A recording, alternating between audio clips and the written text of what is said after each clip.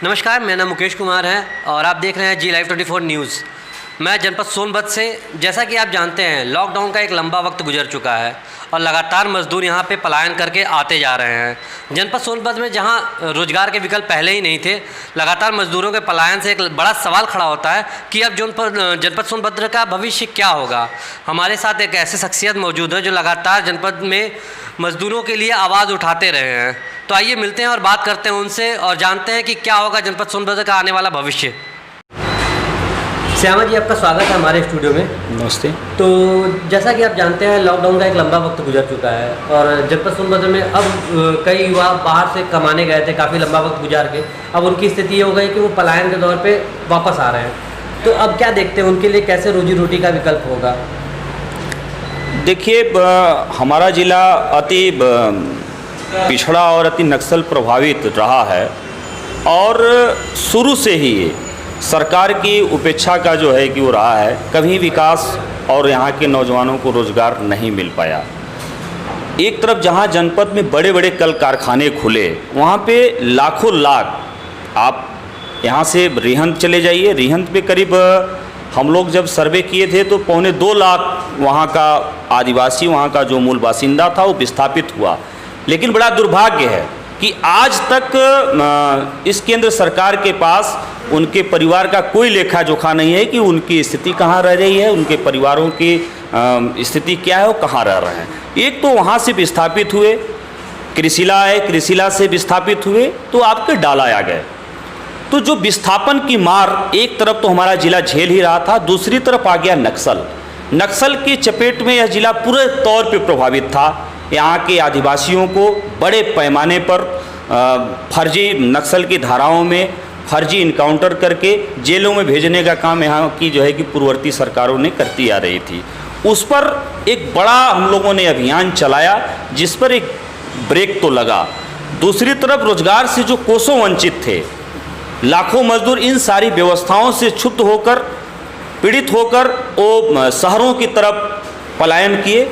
आज जो इस 70 दिन के लॉकडाउन में मजदूर बड़े पैमाने पर हमारे ज़िले में अपने घरों को जो है आने के लिए विवश हैं। यहाँ की जो स्थिति है, मैं विगत इस लॉकडाउन के दौरान भी उन इलाकों में मैंने पता किया तो आज भी स्थिति ऐसी है कि वहाँ पे बहुत भयावह स्थिति है।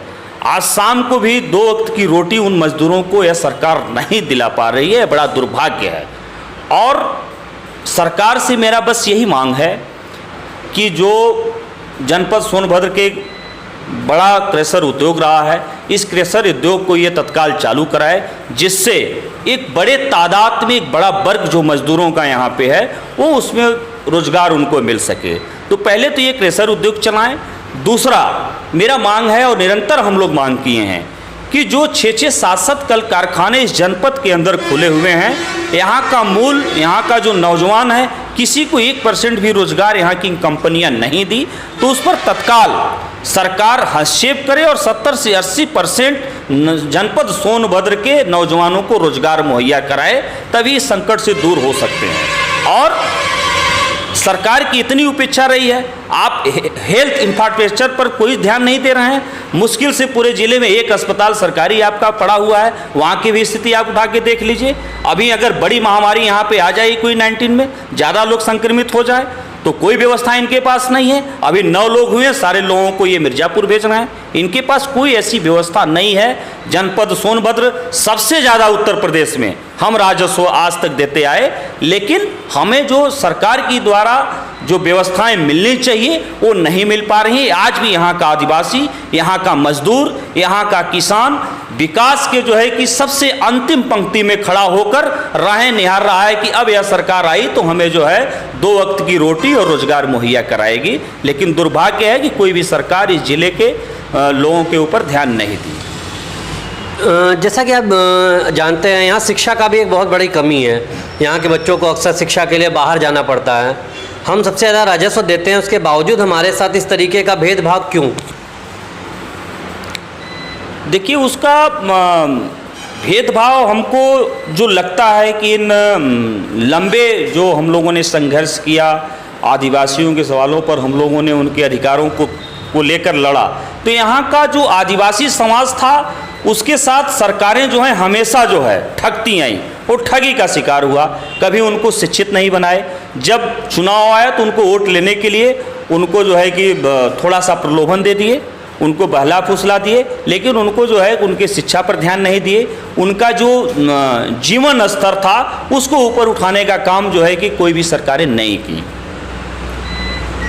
तो जैसा कि आपने देखा कि अभी बात हुई हमारी, और कई ऐसे मुद्दे हैं जहां अभी सरकार को यहाँ काम करने की ज़रूरत है, और हमारे जनपद सोनभद्र को विकास के लिए उन तमाम मुद्दों पे सरकार को काम करना होगा, चाहे वो हेल्थ डिपार्टमेंट हो, चाहे कृषि डिपार्टमेंट हो, चाहे इंफ्रास्ट्रक्चर हो, मतलब जैसी भी स्थिति हो, अगर जनपद सोनभद्र को विकास चाहती है सरकार तो इन मुद्दों के साथ ही उनको सरकार सोनभद्र को आगे बढ़ा सकती है।